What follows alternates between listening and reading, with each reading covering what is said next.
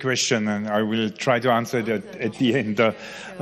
Good morning, everybody, and especially our dear minister. Dëshiroj të falenderoj ministrën e nderuar Elisa Speropalin, të cilën dëshiroj të falenderoj edhe për bashkëpunimin e ngrohtë që ne kemi dhe që ka filluar tashmë edhe sa i përket diplomacisë parlamentare. Por mendoj që kemi një bashkëpunim vërtet të shkëlqyer ndërmjet Parlamentit Evropian dhe Kuvendit të Shqipërisë, natyrisht edhe për Shqipërinë, dhe na vjen mirë që ajo tashmë është ministre e jashtme për Europën, pra dhe për punët e jashtme. Dëshiroj të falenderoj ambasadoren e Francës. Më vjen mirë që ajo foli në frëngjisht, që është zyrtare e Bashkimit Evropian, siç është gjermanishtja, gjuha ime anëtare. Por në fund do të gjejmë edhe përgjigjen për pyetjen e fatës dhe që sigurisht kur Shqipëria të bëhet shtet antar dhe Shqipja do të bëhet gjuhë zyrtare e Bashkimit Evropian, ashtu siç është edhe frëngjishtja, edhe anglishtja dhe gjermanishtja. Dëshiroj të falenderoj edhe ambasadorin spanjoll që është këtu me ne, sepse në fjalën e tij ai përmendi faktin që Spanja bën si vjet 40 vjet si shtet antar i Bashkimit Evropian, pra pjesë e asaj në aso kohë që quhej Komuniteti Evropian, dhe Jacques Delors e ndryshoi projektin evropian në një projekt edhe më politik, duke e kthyer atë në Bashkimin Evropian. Spanja, gjithashtu, edhe gjatë jetës tonë, ka qenë kënaqësi që e kemi parë të bëhet shtet antar. Kemi ambasadorin e Suedisë dhe Suedia, Finlanda, dhe kanë qenë në të njëjtën valë që u bën shtete antare të Bashkimit Evropian. Pra, ka qenë një moment shumë i rëndësishëm për mua, edhe me qenë se isha një politikan i interesuar në marrëdhëniet me jashtë, çfarë ndodhte në BE, si po ecte BE-ja, ky ka qenë dhe mbetet projekti më i madh politik ndonjëherë, dhe është e rëndësishme që të vijojmë me këtë ide. Dëshiroj të falenderoj Fate Velajn, sigurisht. Ambasadorin më të mirë që mund të kishte Shqipëria dhe për Shqipërinë në Vjenë, sepse jo vetëm që është gjithnjë aktiv për çështje politike diplomatike, por edhe për ato kulturore, që do të thotë që e sjell Shqipërinë gjithnjë më pranë dhe në mënyrën më të mirë të duhur tek Europa. Dhe siç e tha edhe Fatja, është gjithmonë kënaqësi që ne ulemi pim një kafe bashkë, diskutojmë gjërat për Shqipërinë. Ndonjëherë nuk është thjesht vetëm një kafe, sepse kafja pasurohet edhe me raki, se na vjen edhe ndonjë raki, nga një gotë pastaj. Po sidomos mëngjeseve. Por është gjithmonë kënaqësi. Më lejoni të them që kjo ishte vetëm sa përhyrje, por bashkëshortja ime, për shembull, më thot kaq shpesh duhet të shkosh në Shqipëri, sepse sa herë kthehem nga Shqipëria, sjell edhe një 2 kg me vete në shtat, sepse ha goxha mirë kur vi në Shqipëri, por që sigurisht Robaj Qepsi më shumë i kënaqur, sepse i bie që shkojmë tek ai për ndonjë kostum të ri.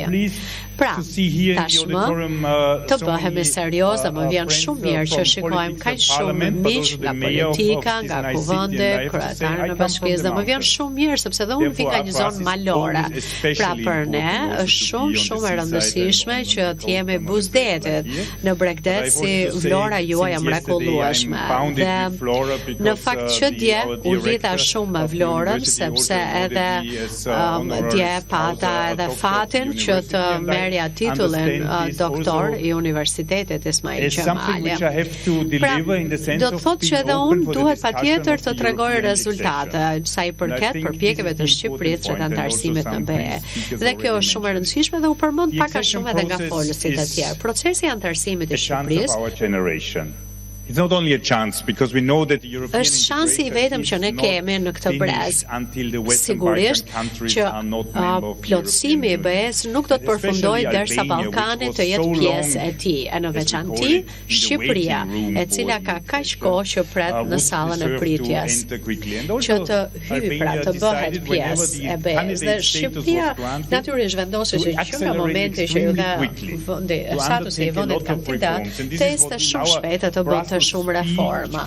Dhe prandaj ne shikojmë mënyrën se si flitet në Bruksel, që është me fjalë të tilla si grup kapitël, çelja e tyre, që nuk i kemi dëgjuar më parë, besoj as ju, ose miratimi atyre ligjeve në Shqipëri që na sjellin më pranë BE-s, por pavarësisht këtyre teknikaliteteve që janë shumë të rëndësishme për jetën e qytetarëve, si zbatimi i reformës për luftën kundër korrupsionit, për sistemin gjyqësor, ose reforma që modernizojnë ekonominë, administratën publike që sjellin më shumë transparencë tek media, apo një sistem arsimor edhe më modern e më të mirë, këto janë vetëm mekanizme, sepse antarësimi në BE do të thotë që të keni një standard jetese, sidomos për të rinë, që të sjell të gjitha përfitimet si dhe sfidat natyrisht, por edhe përgjegjësitë që ka çdo kush që është qytetar i BE-s.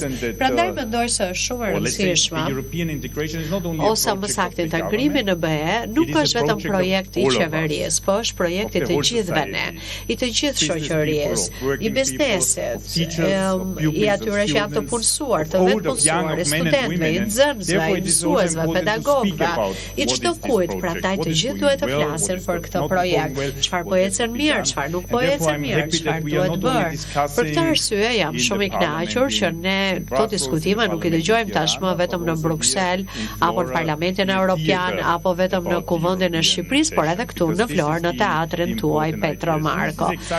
Pra, kjo është vërtet ëndër e cila në vitet 90 edhe kur ne Austria u bëm shtet antar, këtë ëndër kishim në fund të fundit, këtë ëndër kishim në mendje, në zemër, këtë ide që unë e gjej në Shqipëri, që të bëhemi pjesë e një të ardhmeje moderne, dhe për këtë po luftojmë së bashku.